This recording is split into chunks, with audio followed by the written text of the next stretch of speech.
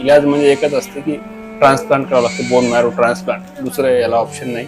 1 वर्ष, 1 ते 1.5 वर्ष वाचू शकतात.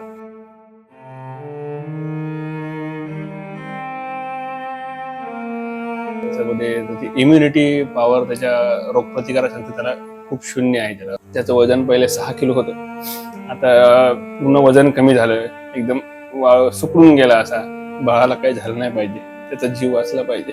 कारण की पहिला एक बाळ गेला, आता हे दुःख डबल पचवणं आमच्यासाठी खूप अवघड होईल सर. पहिला आम्ही पचवू शकलो कसं, पण बेकार परिस्थिती झाली सर. म्हणजे 3 महिने झाले, कुठलं काही काम नाही, काय नाही. घर विकण्याची वेळ आली, घरदार विकून मला त्याला ते इलाजाला पैसे लावायचे काम पडायले. आता थोडस तुमच्याकडून अपेक्षा आहे, त्याला त्याच्या तब्येतीसाठी, त्याच्या आजारपणासाठी, बोन मॅरो ट्रान्सप्लांटसाठी थोडीशी मदत करा. बोन मॅरो ट्रान्सप्लांट झाला की तो वाचेल आणि चांगली नॉर्मल जिंदगी जगेल तो.